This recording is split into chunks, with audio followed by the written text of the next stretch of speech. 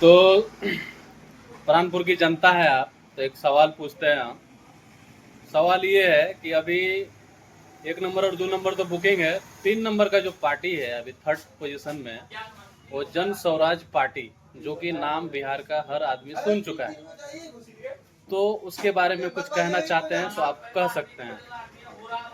मैं जनस्वराज का नाम सुना हूँ, काफी उनका एक लहर भी चला हुआ है प्रशांत किशोर जी के रूप में। वो जिस तरह से बिहार बदलने की बात करते हैं, कहीं ना कहीं ऐसा लग रहा है कि अगर उनका पार्टी एक तरफ से देखा जाए, बहुत अच्छा उसका मतलब रिजल्ट देखने को मिल रहा है। तो हमारे प्राणपुर विधानसभा में अगर किसी किसी को अगर पार्टी मिल रहा है, जैसे कि हमारे क्षेत्र से एक कैंडिडेट का रूप मतलब चेहरा सामने आया है, उसका नाम सोनू बता सकता सिंह। सोनू सिंह के रूप में एक चेहरा, उभरता हुआ चेहरा एक सामने आया है, जिसको हम सब लोग काफी पसंद करते हैं। ठीक है। तो कहीं ना कहीं अगर सोनू सिंह अगर हमारे क्षेत्र से और जनस्वराज के लिए अपना प्रतिनिधित्व के रूप में अपना जो है योगदान देना चाहेंगे, और उसे अगर टिकट मिलता है तो कहीं ना कहीं अच्छा मतलब जो योगदान रहेगा, और हम लोग का सपोर्ट भी रहेगा, फुल सपोर्ट रहेगा जनस्वराज के लिए और सोनू सिंह के लिए भी।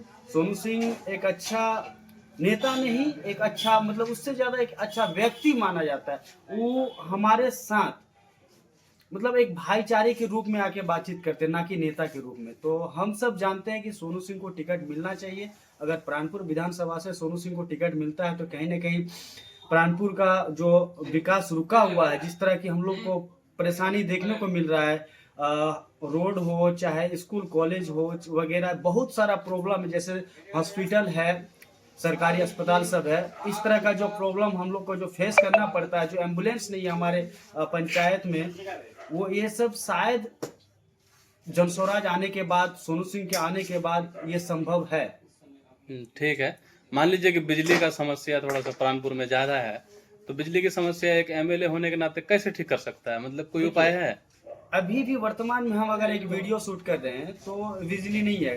हम्म, बिना बिजली का आप कर क्या सकते हैं, ये बात बताइए। कुछ अब नहीं। इसी बिजली को हम लोग कितना अहम भूमिका, अहम मतलब उसको हम मानते हैं, लेकिन अभी वर्तमान में जो हमारे प्राणपुर का विधायिका जो है निशा सिंह जी, ये 5 साल से कोई बातचीत चला नहीं है उनका, ना कुछ चला है। इलेक्शन से पहले आया, प्राणपुर में पावर हाउस बनने जा रहा है, पावर हाउस की घोषणा हो गया। लाभा टू रोसना का जो मतलब जो PWD वाला रोड है, जो 3 किलोमीटर की है, जिसमें हर दिन ट्रैफिक लगता है, उनको मतलब चौड़ीकरण करने का घोषणा कर दिया है। भाई, हमको ऐसा लग रहा है कि ये इलेक्शन है इसीलिए आप ऐसा कर रहे हैं। भैया, आप 5 साल कहाँ थे? 5 साल आप तो दिखे ना। आप 15 साल से बीजेपी का सरकार बना हुआ है।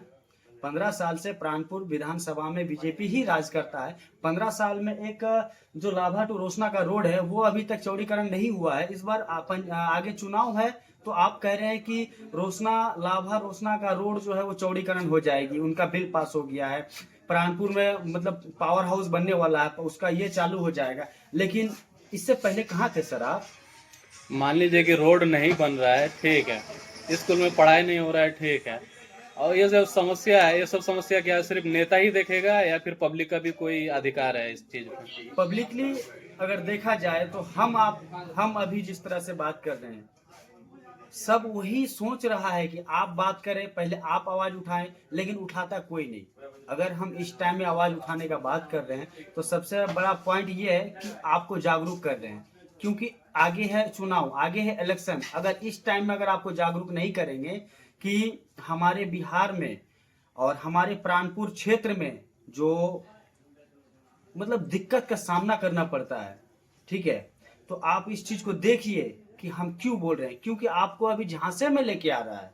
आप एक वोट आपका, वो आपको आपसे चाहिए उनको, तो आपको कुछ भी बोल सकता है। इसीलिए मेरा कहना है कि आप कोई ऐसा नेता चुनिए जिसके पास आप जाके 2 शब्द कहिएगा, उससे आप आंख से आंख मिला के बात कर पाइएगा। तो मेरे हिसाब से है, जनस्वराज को चुनिए, सोनू सिंह को चुनिए। अच्छा धन्यवाद। ठीक है, मान लीजिए जन स्वराज पार्टी हो गया या फिर कांग्रेस हो गया या फिर बीजेपी, आपको अगर पर्सनली बोले कि हम ऐसा क्या करें जो प्राणपुर की जनता खुश हो जाए, कोई एगो मैसेज है तो आप दे सकते हैं।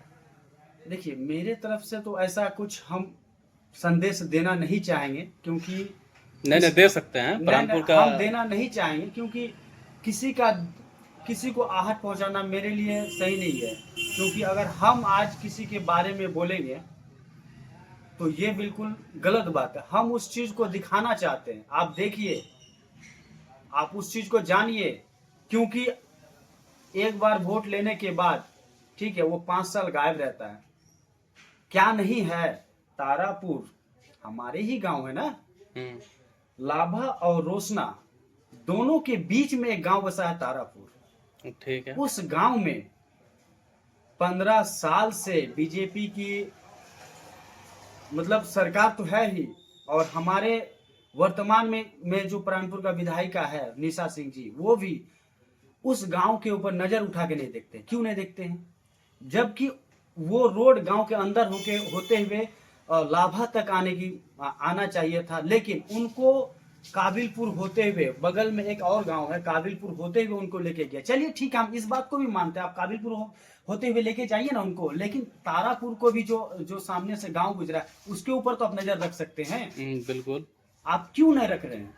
आप अगर उसमें पक्की ज्यादा से ज्यादा आप कुछ नहीं करना चाहते, उसमें आप ढलाई कर देते, जो जल जमाव होता है उनसे हम लोग को मतलब मुक्त मिलता, लेकिन आपने तो ऐसा कुछ किया नहीं। हम इस बात को ही मानते हैं कि चलिए, तारापुर में जो रोड है वो आपके अंडर है नहीं, आप उसके लिए आप आवेदन तो कर सकते हैं, आप लिखित में तो दे सकते हैं कि इस रोड का स्थिति ऐसा है, गांव का स्थिति ऐसा है।